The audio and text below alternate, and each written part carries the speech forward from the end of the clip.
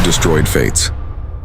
This is the remembrance of those taken by the regime, of those who were abducted, imprisoned, and silenced, of those whose lives were shattered by torture, violence, and false accusations, of those who are no longer with us, yet whose names remain the conscience of our nation.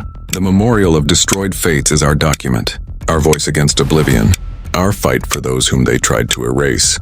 We restore the names, we restore the memory. We will not allow the genocide of silence to continue. Merdan Muhammadov, known under the pseudonym Kemine, the activist Turkey handed over to a dictatorship. The case of Turkmen activist Merdan Muhammadov has become one of the most striking examples of the forced deportation of Turkmen citizens from Turkey. His story demonstrates how authoritarian regimes use international cooperation, migration mechanisms, and pressure on the diaspora to suppress political dissent. 32-year-old Merdan Muhammadov lived in Ankara. On July 11, 2024, he was summoned to a municipal office, supposedly regarding outstanding utility payments, but was detained by the police right on the spot. The next day, the activist was transferred to Istanbul's removal center, and on June 26th, he was forcibly deported to Turkmenistan. In Turkmenistan, Merdan Muhammadov was convicted on several politically motivated charges: espionage, extremism, calls for violent change of the constitution, creating a threat to national security.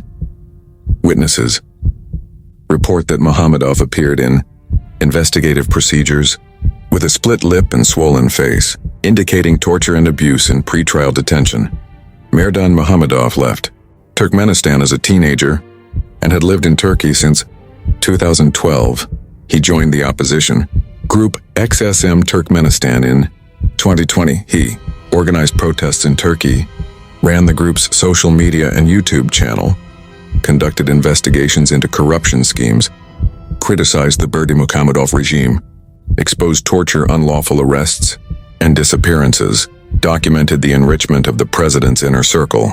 He was driven by the desire to build a civilized country. Turkey has effectively become part of Turkmenistan's repressive machinery by handing over those who seek protection. Turkmenistan remains one of the most closed states in the world. According to the Human Rights Campaign Prove They Are Alive, over 20 years, 162 prisoners were held in complete isolation. 29 people died while serving their sentences without any contact with the outside world. Torture, enforced disappearances, denial of contact with lawyers and relatives. This is standard practice of the Niyazov and Berdi Muhammadov regimes. Into these very conditions, Merdan Muhammadov was sent after his deportation. August 21, 2024, mass interrogations were carried out in Turkmenistan in connection with Muhammadov's case. Security forces searched for anyone who had ever communicated with him on social media.